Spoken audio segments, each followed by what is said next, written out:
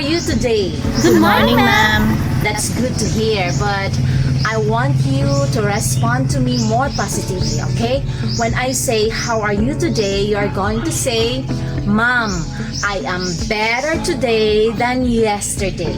Alright? Again, I am better today than yesterday. Okay, I'm going to ask you again. Hello class, good morning. How are you today? Fantastic! That's it! I love it. Okay? So to start, may I ask Miss Jaira and Tess to open us in prayer, and may I request everyone to please rise. Let us pray. Amen. Thank you so much. Please be seated. Is there anyone absent today?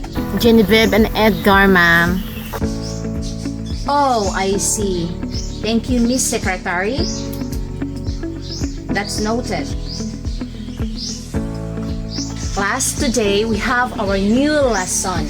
But before that, may I ask you if you could remember what was our lesson last Friday?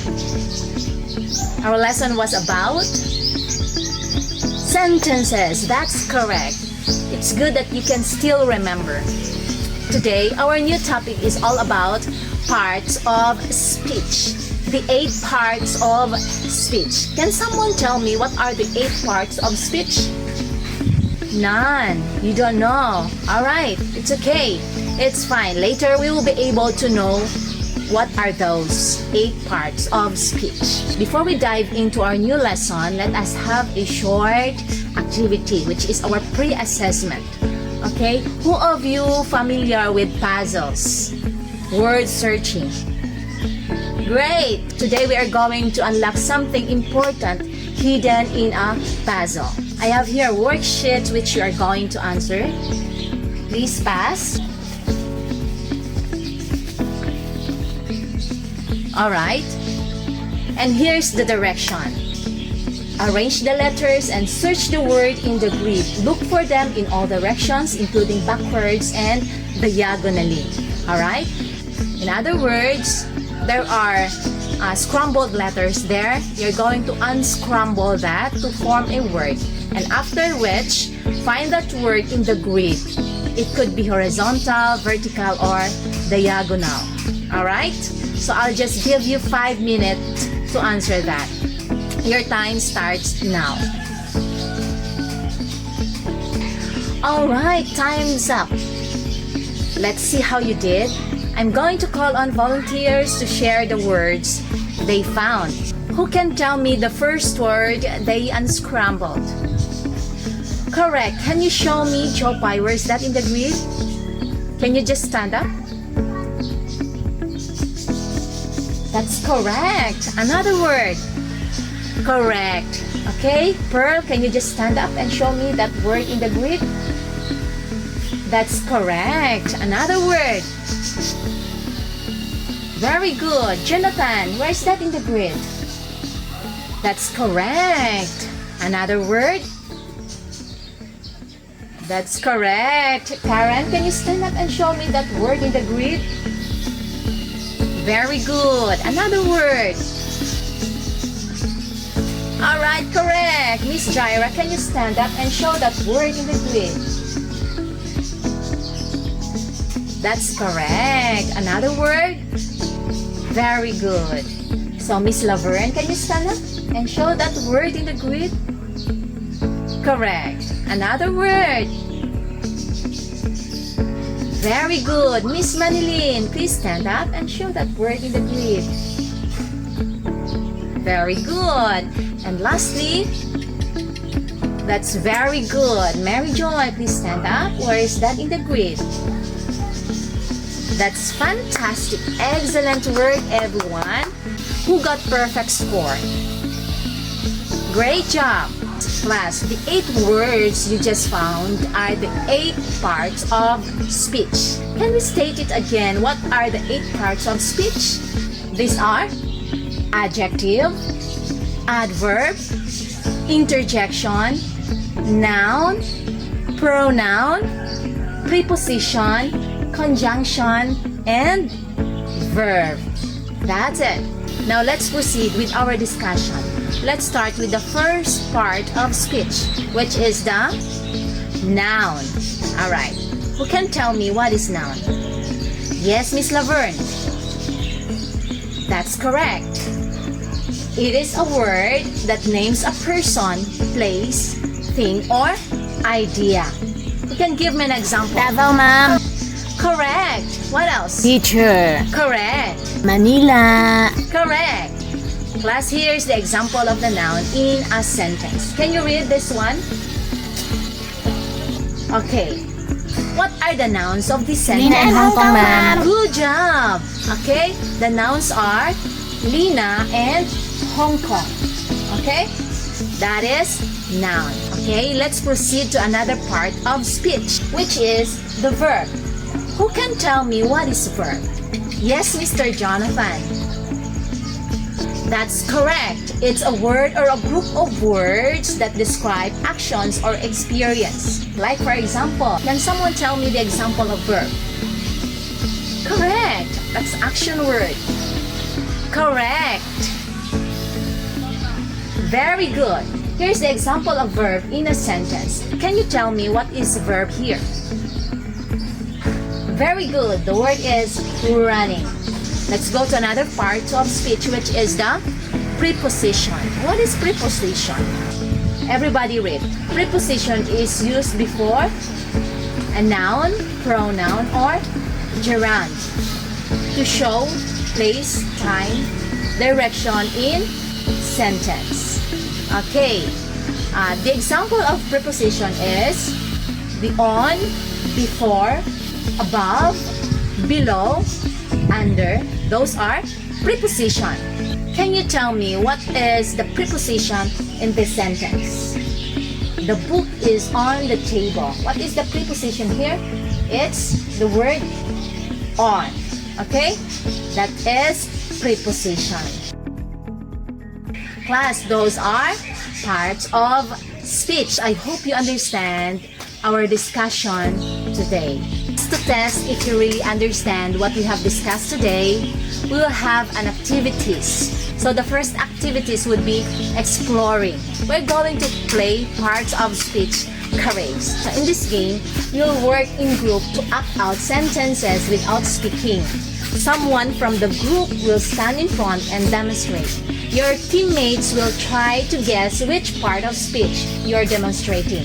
This will help us see how each part of speech function in action. So I'll divide you into groups of 5. So each group will receive a sentence. One member will act out a specific part of speech from that sentence using gesture and facial expression. No talking. Your teammates will guess what part of speech you are acting out. If your team guessed the word correctly, then you earn a point. You'll only have 1 minute per turn. You can be creative, you can use your whole body, your expression, and even props if you need them. Alright? But no talking. Okay? So let's start now. Kindly pick a sentence. Great acting! Thank you everyone for your cooperation. You've just explored how the 8 parts of speech work in real sentences by acting them out. Okay? You use your body, your creativity, and your teamwork. Good job! Now it's time to firm up your understanding through a quick and exciting challenge. Alright? We're going to play another game, which is the Top the Box game. This is a head-to-head competition. And here's what we're going to do. Okay? I will call 2 students by name, and they're going to stand up in their seats only. And together, they're going to choose one box to tap and open. Inside the box, you'll see a word or phrase. Your job is to quickly identify what part of speech it is. The student who answers first and correctly wins the round. Okay, let's start. Okay, who will be the first pair? Breathe and whistle. Please stand up. Can you tell me what box you want to open? Number 5. And the correct answer is Correct! Very good! Whistle won this time. Another pair. Yes, Ronald and Evelyn. Which box you want to open? Number 7. What part of speech? That's correct! Evelyn won this time. Another pair. Nancy and Cherry May. Which box you want to open? Number 1. What parts of speech? Correct! Nancy got the correct answer. Last one, Norley and Joyce. Okay, which box you want to open? Number 10. What's the correct answer? That's correct! Very good! Okay, Norley won this time. Let's give everyone who participated a big round of applause. Remember, the more you practice identifying parts of speech, the faster and more accurate you become. Your brain is like a muscle. The more you exercise it, the stronger it gets. So let's keep practicing. Now it's time to deepen your understanding by applying what you have learned in real story. Okay? I'm going to share a short called The Mysterious Island. Your task is to read the story carefully, identify examples of each part of speech, and then write a sentence explaining how that part of speech is used in the story. So I'll give you 8 minutes to answer that. Alright, time is up. Can you look at your paper? I have here 3 questions and I want to hear your answer. Okay, I'll just ask 1 or 2 students to answer each question. Okay? How do the parts of speech help you understand the story? Can someone answer, please? Correct. Some more? That's correct. Number 2, which part of speech is most prominent in the story and why? Miss Laverne. That's correct. Jaira. That's correct. Another one, how do parts of speech contribute to the story's meaning? Breathe. That's correct. Aryan. That's correct. Excellent, everyone! You've just deepened your understanding by analyzing how parts of speech work together to create meaning in a story. Okay, here's another activity and this would be your assignment. You're going to write this in a clean sheet of paper. Just write 300 to 350 words only and you're going to pass this tomorrow. Okay? Understand? Alright class, we've come to the end of our lesson about the 8th part of speech. Now it's time to see how much you've learned, okay? This is your post-assessment activity. We have the activity 1, which is the multiple choice, and another activity, which is activity 2, the true or false. Write true if the statement is correct, and write false if the statement is not true. Alright? Let's work individually and silently. Okay, I'll give you 10 minutes to answer this. Okay, class, let's answer this together. Let's see if you get the correct answer. Question number 1. What is the function of noun in a sentence? What's the correct answer? Correct. Very good. Number 2. How does an adverb modify a verb? Correct. Another one. Which part of speech is used to connect words, phrases, or clauses? That's correct. Very good. Number 4. What is the role of adjective in a sentence? That's correct. Very good. And the last one is, which part of speech expresses strong emotions or feeling? Correct. Very good. And here's another activity, which is the true or false. Okay, number 1. A pronoun is a word that replaces a verb in a sentence. True or false? Correct. Number 2.